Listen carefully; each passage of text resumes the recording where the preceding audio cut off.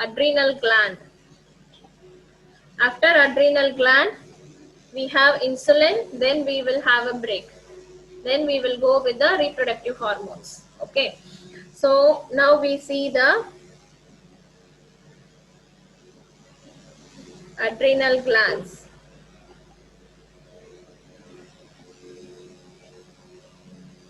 So it is also called as suprarenal gland, and in this adrenal gland, when you do a cross section, you see the outer cortex called as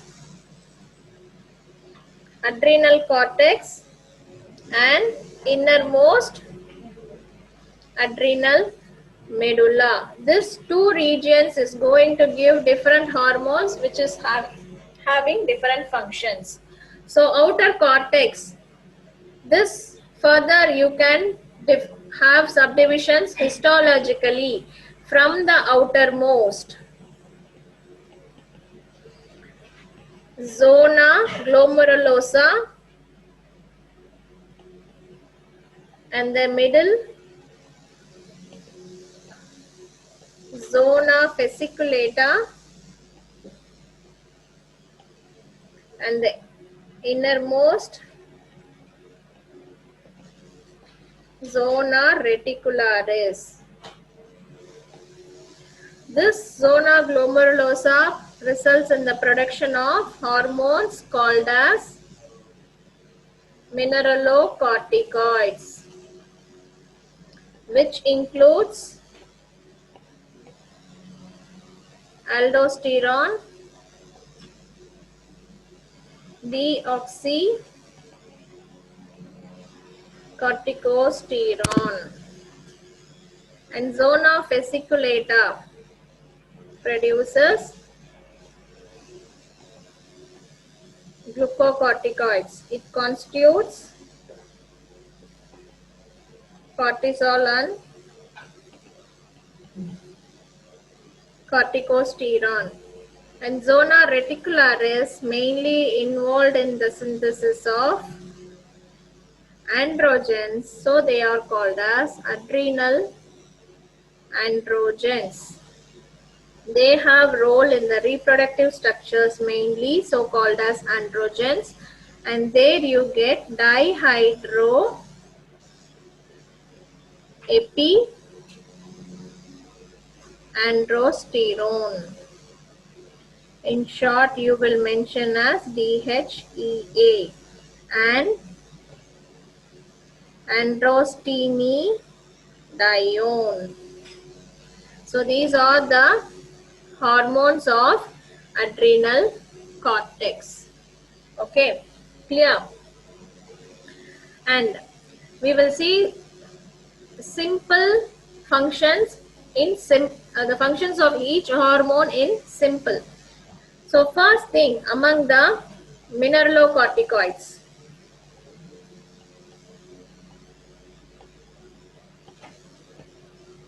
what is the hormone coming under mineralocorticoids? Aldosterone.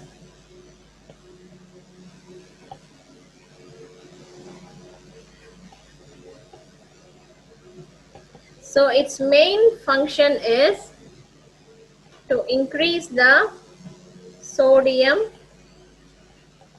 retention during urine formation. Okay, and this aldosterone is having its main role in renin-angiotensin aldosterone mechanism or system that you call as RAS. Renin-angiotensin aldosterone mechanism. Okay, yesterday we have seen in the long-term regulation of blood pressure. So its role is to increase the sodium retention. Sodium will not go alone always, so it will bring water along with it. So that is the main function of aldosterone. And you have transport membrane channels with sodium water and sodium potassium. So this also helps in the maintenance of potassium level in the serum. So this is the major functions of the aldosterone. And now going on to the glucocorticoids.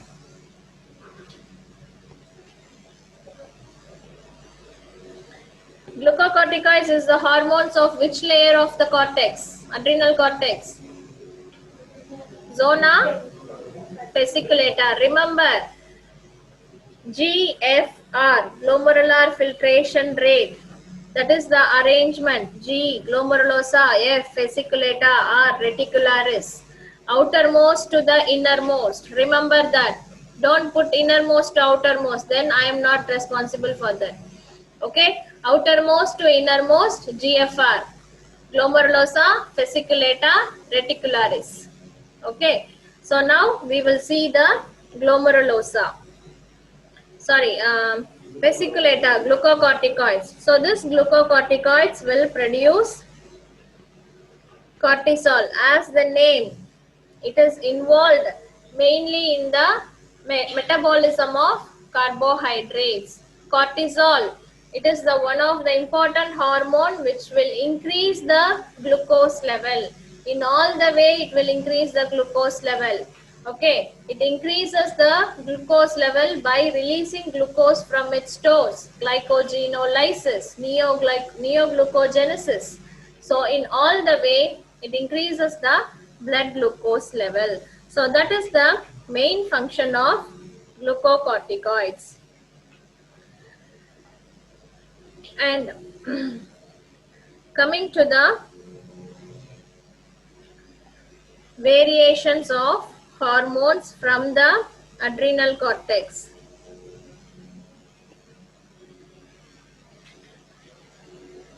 Okay, so first one you will encounter is hypofunction of adrenal cortex, and this was termed as Addison's disease. As like that of other hormones, we will not give the terminology with respect to specific aldosterone excess, aldosterone decrease, or cortisol excess, cortisol decrease. We will give the terminations altogether for the adrenal cortex. So hypofunction of adrenal cortex, you will term it as Addison's disease. In general, what are all the disturbances you will encounter? First one is electrolyte and water imbalance. What is the hormone responsible for this imbalance? Aldosterone. And that also results in hyponatremia, hyperkalemia. This is with respect to sodium. If sodium is decreased, potassium will be increased because sodium potassium exchange is happening. Okay, so that is during hypofunction. And water imbalance, no water retention because no sodium retention. That is why hyponatremia. So that leads to dehydration, decrease of blood volume, decrease of blood pressure, decrease of cardiac output. Okay, so and you will have body temperature to the subnormal level. And with respect to the function of glucocorticoids, carbohydrate metabolism is disturbed, and with respect to the innermost layer, zona reticularis, sexual functions is also depressed. So these are all the features you will observe in Addison's disease, which is due to the hypofunction of the adrenal cortex. And hyperfunction, this is in specificity with the Zona fasciculata. What is the hormone produced by zona fasciculata? Glucocorticoid excess leads to the condition called as Cushing syndrome. Okay, clear?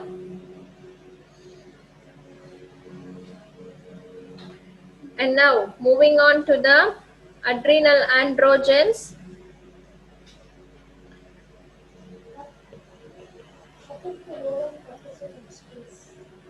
Cortisol is a stress hormone. It itself is a stress hormone, and the stress it is like the stress should not be only in the form of physical stress. For example, if you are having any trauma and you are having the pain, that pain will go and act on your brain, and that will release ACTH, will go and act on the adrenal gland and releases cortisol. And for example, if you are having emotional stress, then the cortisol will be increased. In the early morning, you are so fresh. As the days goes on, then what will happen? There will be variation in the cortisol. So cortisol, if you are measuring the cortisol level, you have to measure with respect to the time when you are collecting the blood sample, because normally there is a diurnal variation in the cortisol level in our body. Okay, so cortisol, it itself, the name is also called as stress hormone. If you are having any pain or any trauma or any muscle cramps, the pain may be of in any form. That pain will go and stimulate the cortisol, and that output will be easily seen in respect to the blood glucose level. Cortisol excess resulting in increase of blood glucose level. Okay, for example, for some autoimmune diseases, the most treatment which we give is steroids. That will induce the blood glucose level. So for those patients, what we will do is, during the period of treatment when you are giving cortisol, in order to maintain the blood glucose level, you have to give anti-diabetic medications. The medication, either it should be in the oral form or insulin. It depends on the condition of the patient. If the patient is already diabetic or non-diabetic, given with the steroid treatment, you have to arrange according to the condition of the patient. Okay, you should not give cortisol for the treatment purpose without considering the blood glucose level. Okay, clear? So that is the role of cortisol. And now moving on to the variations in the adrenal hormones, that is adrenal androgens. Which layer of the adrenal cortex is releasing androgens? Zona reticularis. So excess, it results in androgenital syndrome. And the main thing you will observe in female child, precocious puberty. What is the normal age for the puberty in female? 12 to 14. In this case, before the age of the normal puberty, the female child may get puberty, or you will have condition of pseudo puberty. This is due to the excess of adrenal androgens. And in case of male,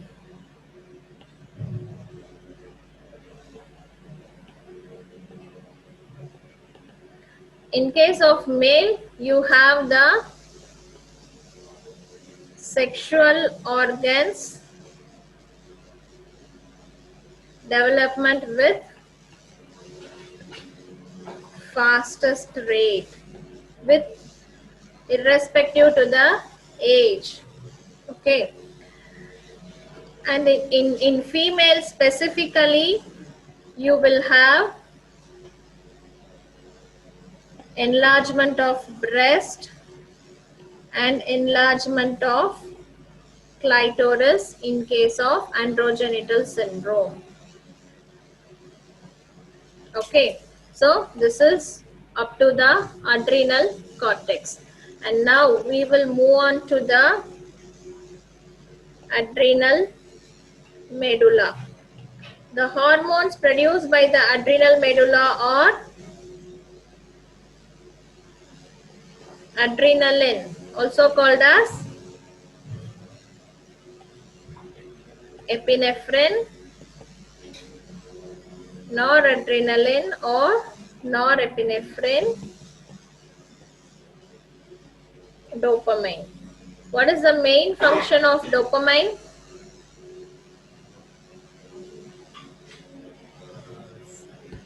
What is the main function of dopamine? What happens if there is deficiency of dopamine? What is the condition? Parkinson's disease. Okay, so we will see the synthesis of catecholamines. It is mainly from the amino acid phenylalanine, which is converted to tyrosine in the presence of enzyme phenylalanine hydroxylase. This tyrosine is further converted into DOPA, dihydroxyphenylalanine, in the presence of enzyme tyrosine hydroxylase. And this DOPA will be converted into dopamine, which is converted further to noradrenaline. Then you will get adrenaline. Okay, so this DOPA to dopamine conversion, you need DOPA decarboxylase. And from dopamine to noradrenaline, you want dopamine beta hydroxylase.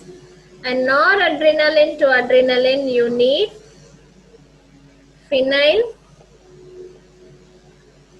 ethanolamine N-methyl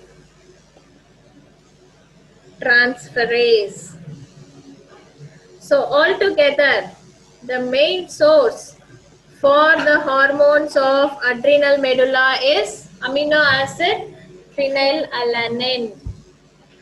Okay, if there is a deficiency in the phenylalanine, you will encounter dopamine deficiency, noradrenaline deficiency, adrenaline deficiency, and its respective symptoms. Okay, clear? So that is the synthesis, how the adrenal medulla is doing its functions. And in short, we will see the functions of adrenaline. Adrenaline is having its main role in anaphylactic shock. Clinical uses, where you will use this adrenaline. In case of anaphylactic shock and allergic reactions. Next, to relieve bronchospasms. And with respect to the dopamine drip is used. Where you will use dopamine drip? Person with hypotension, to raise the blood pressure, to prevent from hypovolemic shock. Okay, So this dopamine will be used, and adrenaline can also be used, that is in the form of adrenaline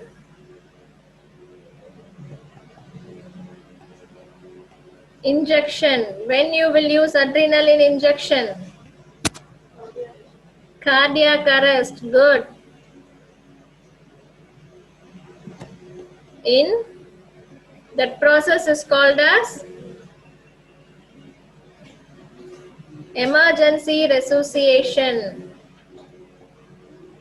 You will not give it for the regular routine treatment. In cardiac arrest cases, emergency as a first aid resuscitation process, you will give adrenaline injection.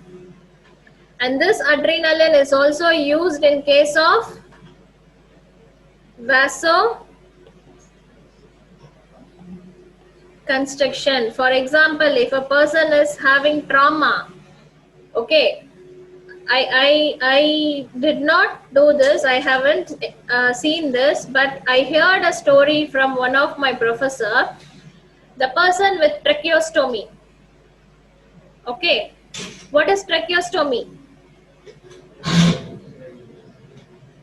Tracheostomy is removal of trachea. Post-operative case, this is. Okay, the patient is in the ward. Suddenly there is a bleeding from the tracheostomy site. What is the next thing you have to do? Surgical management. That is the only thing you can do. But by mistake, maybe the patient is unlucky. The operation theater was fumigated and it was under sterilization process. How will you manage this case? How will you manage this case? The patient is bleeding, post-operative tracheostomy patient. You are unable to do the operative management. How will you arrest the bleeding? Through the gauze cloth. Adrenaline was dripped with the gauze cloth and it was just applied over the bleeding site, the tracheostomy site, and it was done multiple times until the management is done. Finally, the patient was being saved. Okay, and this one I have not experienced. It was the story told by my professor for my class. So that is how you will do the, what is the role of adrenaline doing over here? It is doing the vasoconstriction process. So vasoconstriction controls the bleeding and you will prevent the excessive blood loss. In this scenarios, you have to think. You are unable to do the surgical management, but you have to save the patient. So what can you do? You should not wait until you get the order from your seniors. You have to do something because you are in the duty in that specific ward. The patient is under the control of you. So we have to do the emergency resuscitation mechanisms. Okay, so this is how the adrenaline plays a major role in our treatment purposes. And overall, what is pheochromocytoma?